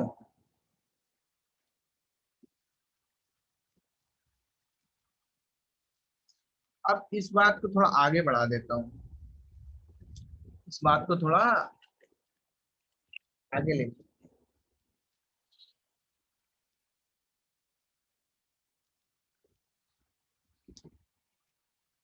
ध्यान से देखो. इधर मैं ग्राफ बना रहा हूँ पी का. पी मतलब वेपर प्रेशर. आज के बाद ध्यान रखना, पी मतलब क्या होता है? Vapour pressure in the solution. P not मतलब होता है vapour pressure in pure form. याद रखोगे इस चैप्टर में? याद रखोगे? अरे बोलो जल्दी, तभी तो बताऊं आगे. याद रखना. इधर क्या लिखेंगे? Mole fraction. कोई तो यहाँ पी का मतलब सिर्फ प्रेशर नहीं है. This is the vapour pressure in the solution. This is the meaning of this. P का मतलब. अच्छा, एक्स की वैल्यू जो है वो यहां से स्टार्ट होती है. मोल फ्रैक्शन को हम जाई या एक्स से लिखते हैं. जब मोल फ्रैक्शन जीरो होगा तो प्रेशर कितना होगा, कोई बताएगा? किसी चीज का मोल फ्रैक्शन अगर जीरो है तो उसका प्रेशर कितना होगा? सॉल्यूशन में जीरो होगा ना बच्चा. जैसे जैसे मोल फ्रैक्शन बढ़ेगा वैसे वैसे प्रेशर भी बढ़ेगा. इस फॉर्मूले का ग्राफ तो बना रहा हूं भाई, और कुछ तो नहीं कर रहा हूं. y is equal to M X का ग्राफ. Straight line. यस और नो? बोलो. देवांगी, समझ में आ रहा है कि नहीं? समझ में आ रहा है? When mole fraction is equal to 1 तो प्योर फॉर्म हो गया. तो कितना आएगा? P naught. जब मोल फ्रैक्शन हमारा 1 हो गया तो एक्स की वैल्यू अगर 1 डाल दी तो P equal to P naught आया कि नहीं आया? मतलब वहां पे पूरा का पार्शियल प्रेशर पी नॉट के बराबर. मतलब ये अकेला है, कोई साथ में नहीं. At X equal to 1. किसी का मोल फ्रैक्शन 1 है मतलब दूसरा कुछ है ही नहीं साथ. तो जैसे जैसे मोल फ्रैक्शन बढ़ाते हैं वैसे वैसे partial pressure that is vapour pressure in the solution over the solution बढ़ता है. ये क्या है? P. Pressure that is vapour pressure over the gas, over the solution, sorry. बढ़ते जाता है, बढ़ते जाता है. याद रखोगे?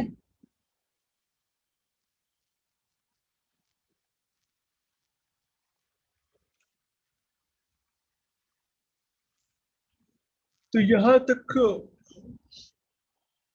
आज हो गया। नेक्स्ट क्लास में हम क्या करेंगे, दो कंपोनेंट ले लेंगे, इनका मोल फ्रैक्शन एक्स ए, इनका मोल फ्रैक्शन एक्स बी। फिर देखेंगे सॉल्यूशन का जो पी है, सॉल्यूशन का जो पी है, टोटल पी, वो कैसे वेरी करता है इन जो पी। ठीक है, this we will continue in today's class में। आई थिंक क्लास तो 6 बजे तक होगी ना। जल्दी बताओ, देख के बताओ। ये भी कवर कर देते हैं, बहुत आसान टॉपिक है, 2 घंटे की है ना, क्या बात। देखो, इसी में बढ़ा देते हैं। नेक्स्ट हेडिंग लिखो, छोटी सी हेडिंग है, आधे घंटे में हो भी जाएगी। इस पे डायरेक्ट सवाल आता है, इसको इम्पोर्टेंट करके लिख लो। वेपर प्रेशर ऑफ सॉल्यूशन, ऊपर वाला graph y equal to mx है, कोई दिक्कत नहीं होनी चाहिए।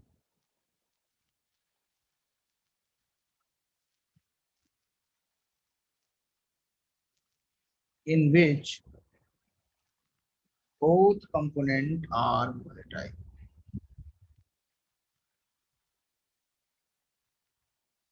in which both component are volatile।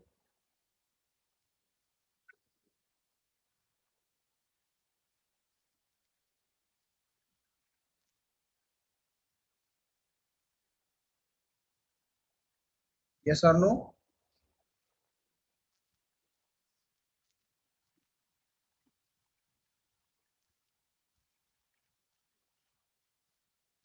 दोनों वोलेटाइल है, और उसको हम क्या बोलेंगे, ideal binary solution.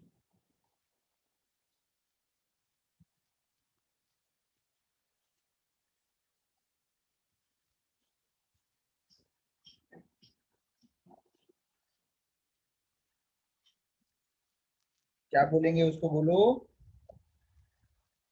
Ideal binary solution. Simple सा नाम है, ideal binary solution, this is the name.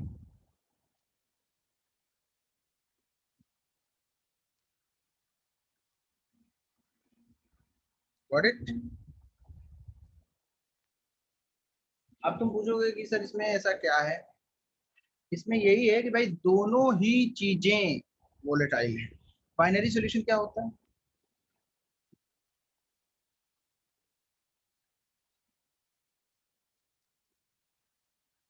Binary solution का मतलब ये होता है, टू कंपोनेंट हैं,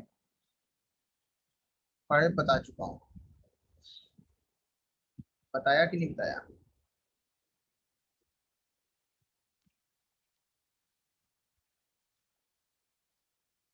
पूरा मिक्स हो जाते हैं, आइडियल सॉल्यूशन बनाते हैं, नो दिक्कत।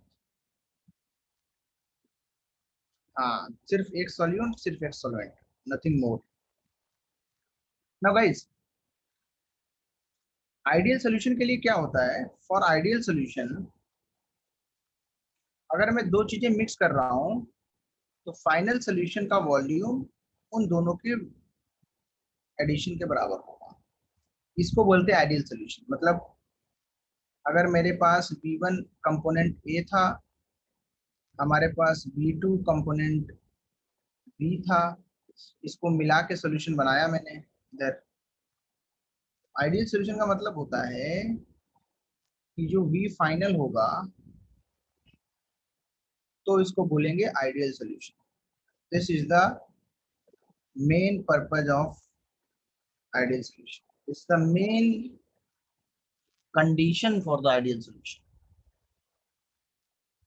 एग्री। उनको मिलाने पर टोटल जो वॉल्यूम होगा वो बदलेगा नहीं, डायरेक्ट एड हो जाएगा।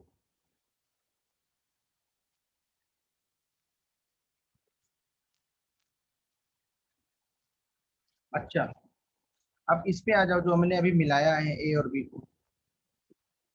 मैंने क्या किया,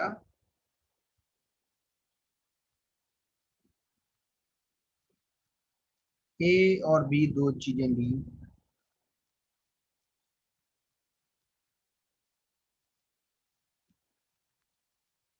मान लो दो लिक्विड मिलाए हमने, लिक्विड ए, दो लिक्विड मिला सकते हैं क्योंकि लिक्विड लिक्विड ज्यादा वोलेटाइल होते हैं और आइडियल सॉल्यूशन भी बनाते हैं। इनको मिला के सोल्यूशन बना दिया। तो बताओ यहाँ पे किसकी किसकी वेपर होंगी? दोनों वोलेटाइल, हेडिंग देखो, किसकी किसकी वेपर होंगी? बोलो, किसकी किसकी वेपर होंगी? विच वेपर होंगी? मिक्स होंगी, मैंने ऐसे बताया, चलो इधर भी बना लो लो ऐसे। किसकी किसकी वेपर होंगी? किसकी वेपर होंगी? ए की भी होंगी, बी की भी होंगी, पी ए भी होगा, पी बी भी होगा, both are there, vapours of A and B. कोई प्रॉब्लम? दोनों ही होंगी। वेरी गुड, बहुत अच्छे। यस आस्था, करेक्ट। निरंजन ने भी सही बताया, दोनों ही होंगी। लेकिन अगर मैं कॉन्सेप्ट लगाऊं जो राउल्ट्स लॉ में पढ़ा था, उसमें क्या लिखा था कि जो टोटल वेपर प्रेशर होगा सॉल्यूशन का वो इन दोनों के समेशन के बराबर होगा। तो हम क्या लिख सकते हैं? वेपर प्रेशर ऑफ सॉल्यूशन, जिसको पी से लिखते हैं, बड़ा P, is equal to vapour pressure of A plus vapour pressure of B, P B. क्या हम ऐसे लिख सकते हैं? P is equal to P A plus P B. कोई दिक्कत, कोई doubt? Where P is the vapour pressure of solution here. Yes और नो? लेकिन हमें पता है कि राउल्ट ने क्या बोला हुआ है अलग अलग चीजों के लिए। ये समझ में आ रहा है? अगर दो वेपर हैं तो डायरेक्ट उनका प्रेशर मिल जाएगा। भाई अगर किसी ने बोला एक कंटेनर में गैसेज हैं N2O2, टोटल प्रेशर क्या होगा? P N2 PO2। ये नहीं पता है क्या? डाल्टन का लॉ है ये, वही तो लगा दिया यहाँ पे। ना अकॉर्डिंग टू राउल्ट्स लॉ क्या है? राउल्ट ने क्या बोला था? राउल्ट ने बोला वेपर प्रेशर ऑफ ए जो है, दैट इज पी ए, वो बराबर हो जाएगा P not of A into mole fraction of x. क्या ये समझ में आ रहा है? सिमिलरली बी के लिए भी यही हो जाएगा। अगर प्योर बी होता, पी नॉट भी होता, और अब जो उसका मोल फ्रैक्शन, ना दो चीज अगर होती हैं तो मोल फ्रैक्शन की वैल्यू वन होती है। अच्छा, P बराबर क्या है? P A plus P B, ऊपर वाली इक्वेशन से डेटा की वैल्यू पुट करना है। हाँ जी, very very good, very good, very.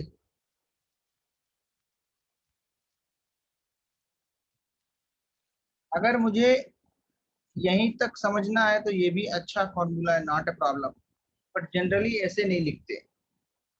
बताओ एक्स बी को क्या लिख सकता हूं मैं एक्स ए के टर्म में? कैन वी राइट इट और नॉट?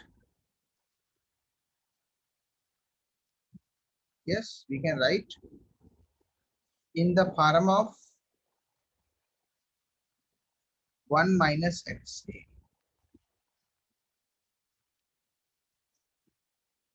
ये फॉर्मूला काफी इंपॉर्टेंट माना जाता है।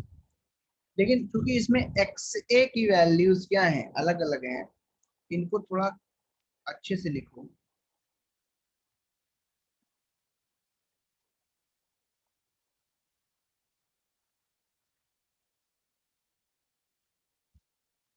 थोड़ा गलत लिख दिया मैंने, तुम लोग थोड़ा समझ लेना, आगे पीछे लिख दिया है। पी नॉट बी को इधर लिख दिया, पी नॉट एक्स से को इधर लिख दिया, समझ में आ रहा है?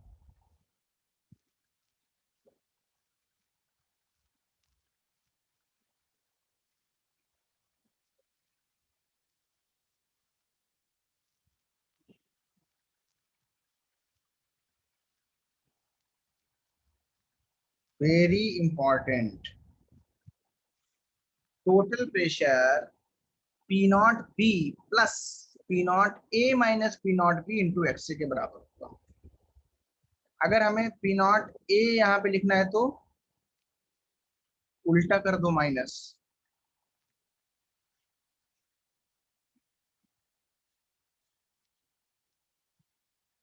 दोनों फॉर्मूले एक जैसे हैं। नॉट अ वेरी सफिशियंट, क्या कहते हैं उसको, कंसिडरेबल, कोई दिक्कत नहीं याद करने में, सिंपल है, सिंपल याद करना है। अगर बी है तो ए माइनस बी एक्स से होगा, अगर नीचे पी नॉट ए है तो बी माइनस ए एक्स बी होगा। You can also derive it from the first position, इधर से ही निकाल सकते हो वापस, यहाँ से ट्राई कर सकते हो। क्या राउल्ट का ये बात समझ में आई? तब it's very easy formula.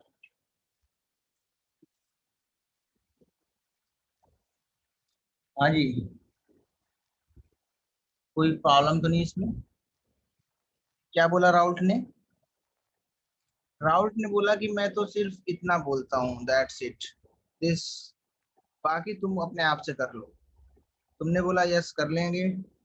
P is equal to P A plus P B, P is equal to P naught X A plus this, X A X B में रिलेशन होता है मोल फ्रैक्शन का, वैल्यू पुट करी, सॉल्व किया, इस तरीके से बनाया कि पी नॉट बी या पी नॉट ए के फॉर्म में आ जाए। ये अलग से करके देख लिया, दोनों फॉर्मूले आ गए, both are same.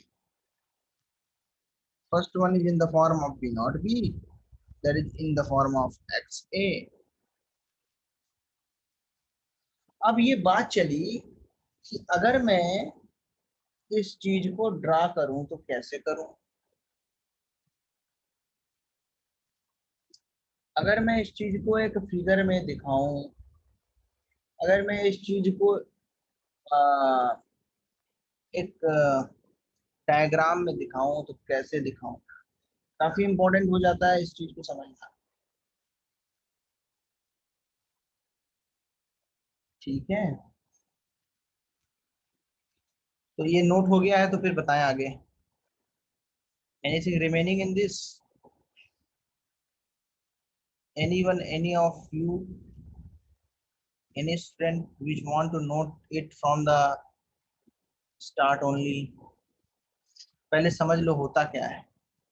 solute plus solvent, ideal solution, total volume will be same as the initial volume, when we mix it the total pressure will be Pa plus Pb। Raoult के लॉ से formula डाल दो, answer डाल दो। Raoult के फॉर्मूले क्या है? P A is equal to P naught X A, P B is equal to P not B X B. Now we know X A plus X B क्या होता है, 1। डन और नॉट? जल्दी बताओ, you have 2 minutes, in the 2 minutes you can see what to do।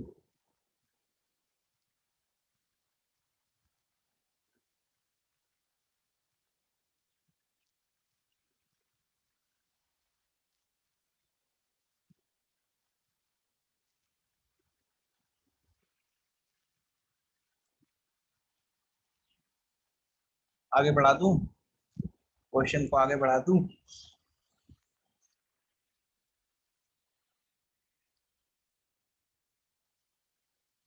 Yes, very good. देखिए भाई, बात को समझे। देवांगी तुम्हें समझ में आ रहा है कि नहीं आ रहा है? यस रेबेका, तुम्हें आया समझ में?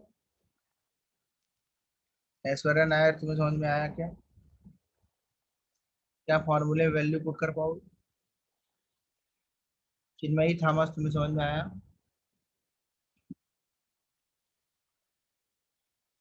राशि, ऐसा कोई बच्चा है जिसको नहीं समझ में आया? बोलो, जल्दी बोलो। Is there any one of you guys which can't understand? आज फिर खुशी नहीं आई है क्या?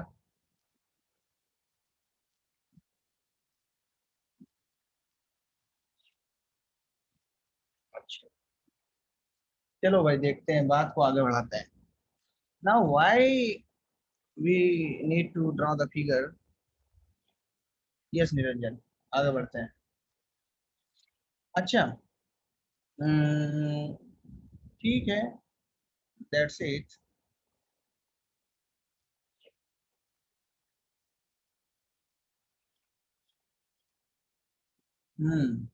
सही बात है।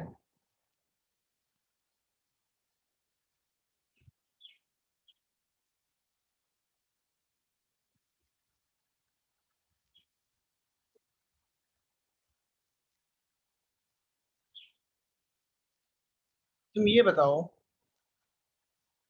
ध्यान से सुनना।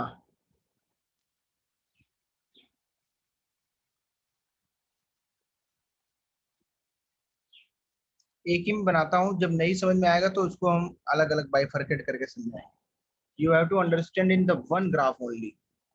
This is the standard graph which are known for solution chapters।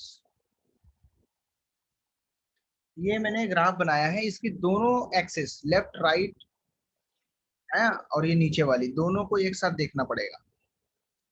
ध्यान सुनना, बड़ी आसान चीज है, it's not a tough job. तो ध्यान से सुने और समझे। इस तरफ, इस तरफ और इस तरफ क्या क्या है देखना।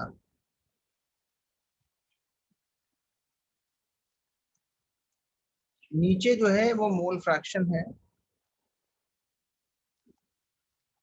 नीचे क्या है? Mole fraction. वर्टिकल या वाई एक्सिस पे वेपर प्रेशर है, इधर भी वेपर प्रेशर है। लेफ्ट वाली जगह पे हम क्या लिखने जा रहे हैं? एक्स ए के लिए पहले देखें। तो अगर मान लो मैंने माना कि जो लेफ्ट साइड है यहाँ पे प्योर ए मिलता है।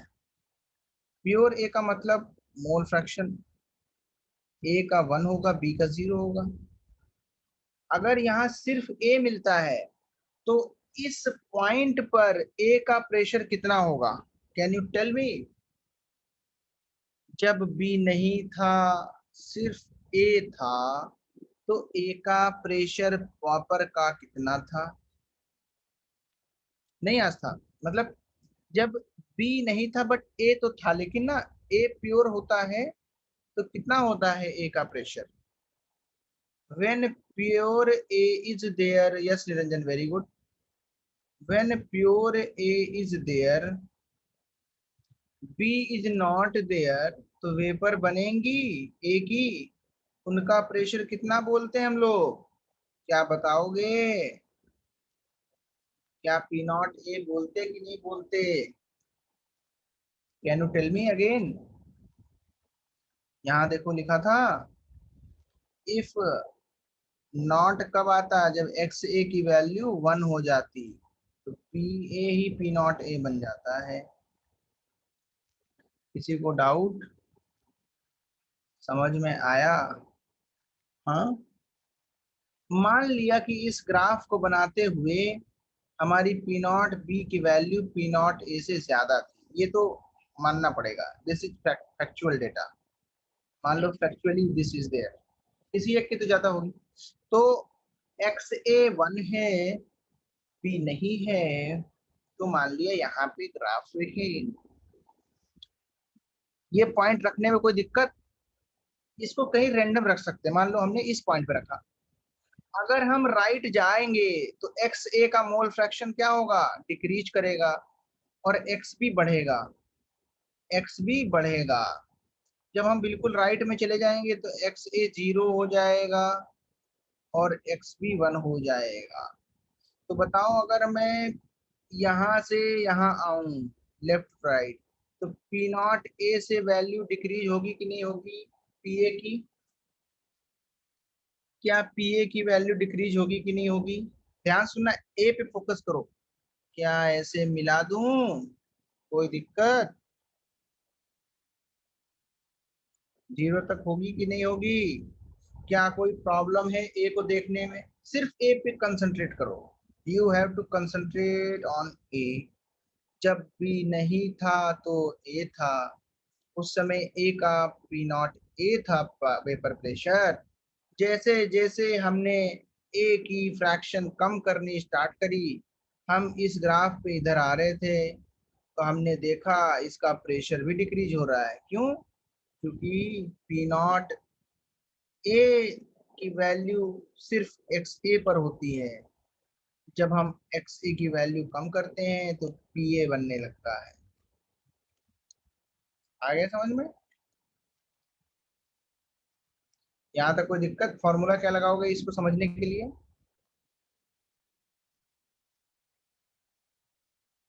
अगर एक्स ए जीरो हुआ तो ये भी जीरो होगा कि नहीं होगा? देखो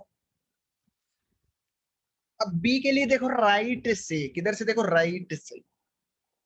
बताओ जब ए नहीं है सिर्फ बी है तो एक्स बी के लिए वेपर प्रेशर बी का कितना होगा? जब ए नहीं है सिर्फ बी है तो एक्स बी का प्रेशर कितना होगा? क्या वो पी नॉट ए से ज्यादा होगा क्या? यहाँ पे फैक्चुअल डेटा दिया हुआ है। क्या मैं इसके ऊपर बनाऊंगा थोड़ा सा कि नहीं बनाऊंगा? क्योंकि ये वैल्यू क्या है? P not a. दोनों तरफ ही पी नॉट ए होगी, वो तो वर्टिकल डायरेक्शन में दिखा रहे हैं ना। क्या यहाँ पे होगी? और बताओ जब हम उल्टा आएंगे, इधर से इधर, एक्स बी से इधर, तो क्या ये ऐसे मिल जाएगा? क्या इसमें कोई दिक्कत? देख के बताओ। क्या मोल फ्रैक्शन ऑफ ए घटाने पर पी ए घटे थे, मोल फ्रैक्शन ऑफ बी घटाने पर पी बी भी घटेंगे? तो मैं क्या ग्राफ के ऊपर लिख सकता हूँ कौन सा किसका वाला है? छोटा सा लिख देता हूँ। This is graph of p a is equal to P not a into x a. क्या कोई दिक्कत? क्या मैं इस ग्राफ पे लिख सकता हूँ P not B P B into X B? क्या कोई प्रॉब्लम? अभी समझ लो, ये साल भर यही पढ़ना है, फिर इसी नोट से बार बार इसमें से रिवाइज करते रहना, पूछना नहीं मुझसे ज्यादा, इसमें से ही पढ़ लेना। क्या समझ में आ रहा है क्या? देख के बताओ। क्या कोई दिक्कत है क्या? क्या कोई प्रॉब्लम है क्या? नहीं है? मान लिया जाए? मान लिया जाए क्या? क्या मान लें इसको हम? क्या हम आगे बढ़ें? क्या हम आगे बढ़ जाएं? बोलिए। सही बोला, वेरी गुड। बढ़ जाना चाहिए आगे, अभी अभी आगे बढ़ जाना चाहिए।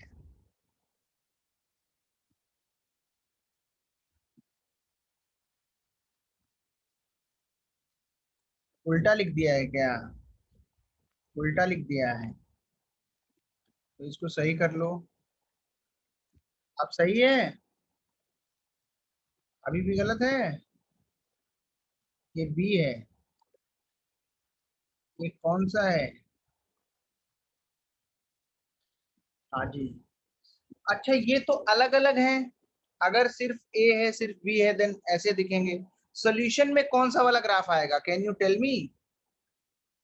सॉल्यूशन में अगर सिर्फ ए है तो इतना प्रेशर, सिर्फ बी है तो इतना प्रेशर। अगर ये दोनों हैं, मान लो ए और बी, कोई ना कोई तो है ना सॉल्यूशन में, जीरो तो नहीं है। तो या तो ए के बराबर होगा या बी के बराबर, और अगर इन दोनों का मिक्सचर होगा तो ये वाला graph. This is the graph of vapour pressure of solution. क्या इसका फॉर्मूला है? P not A X A plus P not B X B. या इसका ये वाला फॉर्मूला भी है, ये वाला। दोनों ही फॉर्मूले सही है। सिंगल लाइन है, इतनी डार्क नहीं है, इतनी बड़ी लाइन नहीं है, सिंपल सी लाइन ऐसे वाली है। क्या ये सॉल्यूशन के लिए समझ में आया क्या? जो हरे रंग की लाइन है पैरेट ग्रीन जो है वो किसके लिए है? सॉल्यूशन के लिए। तो लिख लेंगे ये क्या है? Vapour pressure of solution. कैसे पता लगाया? या तो मिनिमम होगा तो ए के बराबर होगा, मैक्सिमम होगा तो बी के बराबर होगा। क्योंकि जब ए है तो बी नहीं है, मिनिमम तो यही कंडीशन है सॉल्यूशन की। या मैक्सिमम ऐसा हो सकता है कि ए बिल्कुल ना लूं, सिर्फ बी लूं, या इनके कहीं बीच में होगा। जहां पे जो फ्रैक्शन होगा उसके हिसाब से आंसर आ जाएगा कि नहीं आ जाएगा। यहाँ पे जो मोल फ्रैक्शन उसके हिसाब से ये प्रेशर आएगा। जब ए कम है, जब सॉरी ए ज्यादा है तो देखो ए की तरफ है, जब बी ज्यादा है तो बी की तरफ है। हर एक पॉइंट क्या देगा? हर एक पॉइंट पे सोल्यूशन का अलग अलग वार्शियल प्रेशर देगा, वेपर प्रेशर देगा, टोटल वेपर प्रेशर। तो ये याद रखें, इसको इस तरीके से समझा जाता है। आई होप कोई दिक्कत नहीं होगी।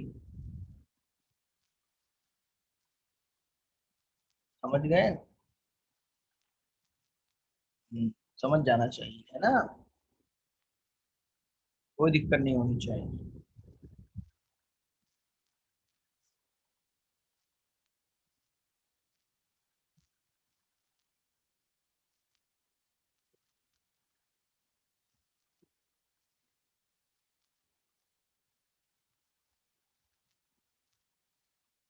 This is the graph of vapor pressure of solution for a binary solution in which A and B both components are volatile. अलग अलग ग्राफ पे पॉइंट्स अलग अलग मोल फ्रैक्शन पे सॉल्यूशन का डिफरेंट डिफरेंट वेपर प्रेशर देते हैं। क्या ये बात सही है? क्या क्या इस पे क्वेश्चन दे दूं? क्या एक, क्या इस पे क्वेश्चन दे दूं क्या? कैसे नीरज बंद है? नहीं सुनाई दिया बच्चों, कुछ भी बोला तुमने?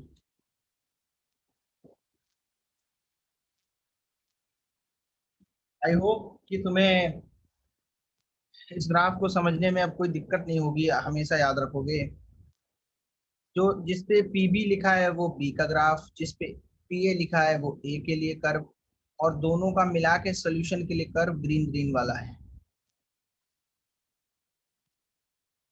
नाउ क्वेश्चन इज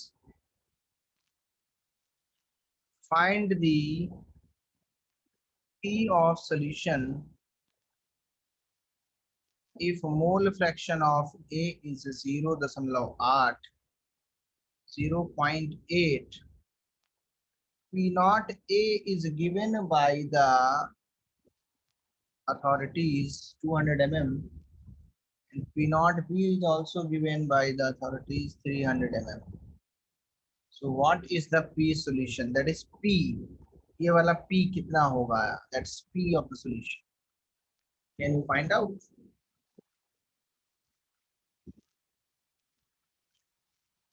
क्या इससे आसान है क्या कुछ? जल्दी से बताओ। क्या ये फॉर्मूला लगा दोगे? क्या ऐसे कहोगे कि yes there is a formula, just put the value in the formula and you will get the answer? मतलब सॉल्यूशन में दो ही चीज है, ए और बी। अगर ए का मोल फ्रैक्शन 0.8 है तो बी का कितना होगा?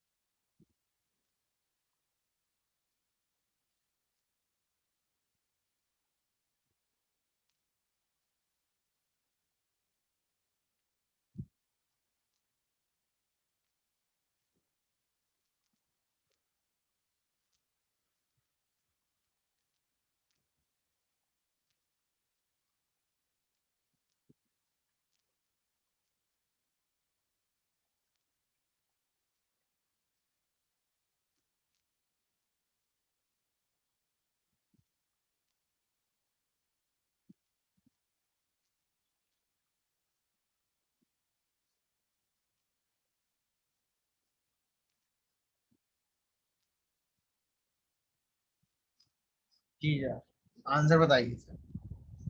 You need to give the answer. मैं बोलता हाफ एन आवर में हो जाएगा, and it's half an hour and हो गया।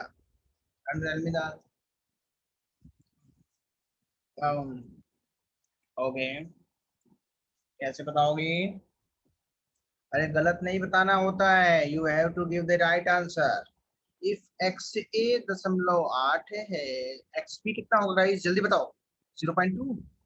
if it is 0.2, if it is 0.1, then we have the formula p naught a भैया, X A plus P naught P into X B, ये formula है कि नहीं है? पी नॉट ए 200, 0.8, 300, 0.2, ये वाला फॉर्मूला लगाया था क्या? ये 160, ये सिर्फ 60, ये 220 mm। This is the answer. Can you please check the answer? Akhilesh very good. Aastha good है, बट 60 ऐड भी तो करो। निरंजन 380 नहीं आएगा, देख लो भाई कहाँ पे गलती करी है। एंड कर दें? मतलब अभी एंड नहीं करेंगे, अभी समझ तो लो। 220 आया ना? देखो कहाँ पे बच्चों गलती करी तुम लोगों ने, प्लीज चेक इट। क्या ये फॉर्मूला गलत लगाया क्या? क्या इस फॉर्मूले में वैल्यू गलत डाली क्या? माइनस की गलती, ओके, माइनस की गलती, ओके। जी यहाँ पे देखिए आप लोग, आ जा जा जा यहाँ पे, ये है। इस फॉर्मूले को हम ग्राफ में रिलेट करवाएंगे, 200 को 300 पे दिखाएंगे। This is 200, this is 300, yes और no according to the question, yes और नो? अब मुझे पूछा है जब एक्स ए की वैल्यू 0.8 है तो वहां पे एक्स बी कितना होगा? 0.2, यस और नो? ये ग्राफ कहाँ पे कट करेगा? यहाँ पे। यहाँ पे प्रेशर कितना आया? 220 आया कि नहीं आया? बोलो आया, बोलो आया कि नहीं आया? 220 आया कि नहीं आया? 200 से 20 ही तो ज्यादा हुआ है सिर्फ, ज्यादा तो ज्यादा नहीं हुआ। Only 20 is more. You can actually check and इसको इसमें दे भी सकते हो आंसर को।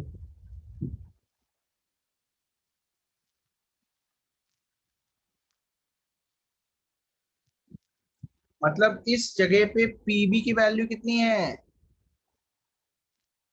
60। और इस जगह पे जो पीए वाले हैं उनकी वैल्यू कितनी है?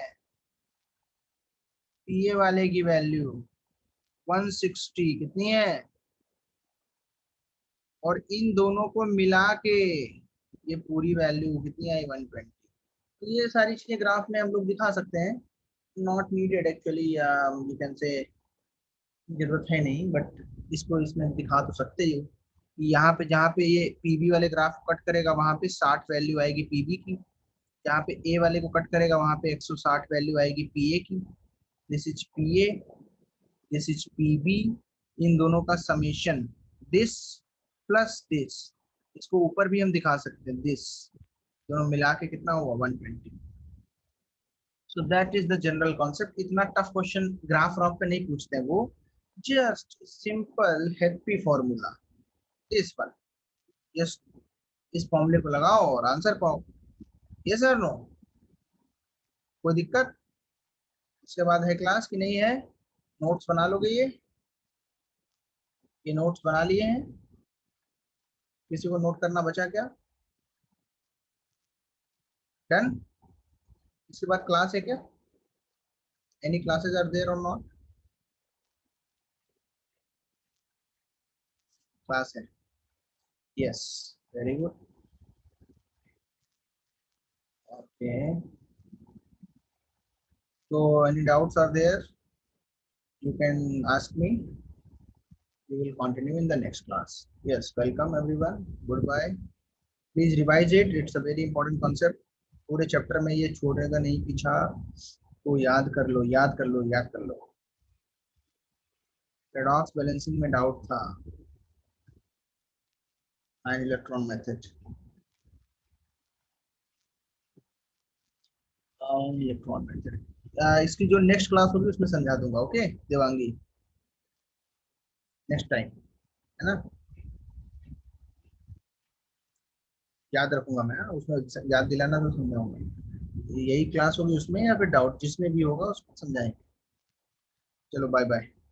आई electronic, okay, yes we will do it.